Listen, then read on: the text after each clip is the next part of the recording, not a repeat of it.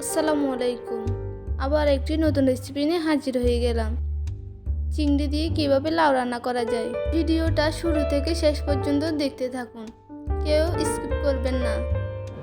চলুন মূল ভিডিওতে যাওয়া যাক। চুলায় একটি ফ্যান বসিয়ে দিলাম, গরম হয়ে গেলে পরিমাণ মতো তেল দিয়ে দিব, পেঁয়াজ কুচি দিয়ে দিব, 1 চামচ রসুন কুচি দিয়ে দিব। সবগুলো একসাথে একটু নেড়ে ছেড়ে লাল করে নেব। যতক্ষণ না লাল হবে একটু নেড়ে ছেড়ে দিব।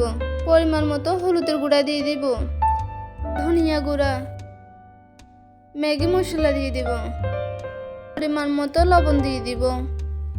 সবগুলো একসাথে আবার একটু মিশিয়ে নিব। কষানোর জন্য পরিমাণ মতো পানি দিয়ে দিব।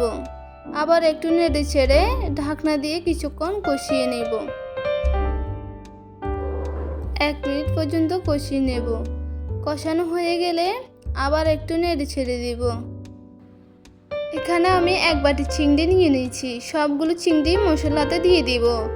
সবগুলো দেওয়া হয়ে গেলে আবার একটু নেড়ে ছেড়ে চিংড়িগুলো কিছুক্ষণ কষিয়ে নেব, যাতে লাল লাল হয়ে যায়।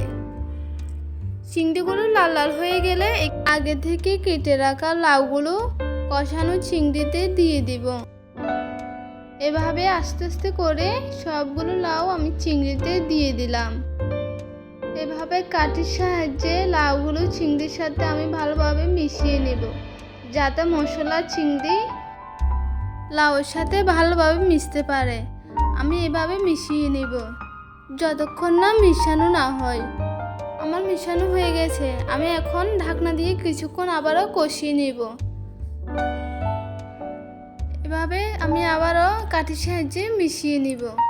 এই তো দেখা যাচ্ছে কড়ু থেকে পানি বের হয়েছে। আমি আবারও নর্মাল পানি কিছু দিয়ে দিব। কয়েক ফালি কাঁচামরিচও উপরে দিয়ে দিব, আপনারা চাইলে দিতে পারেন। আবারও একটু মিশিয়ে নিয়ে ঢাকনা দিয়ে আবার কিছুক্ষণ রান্না করব।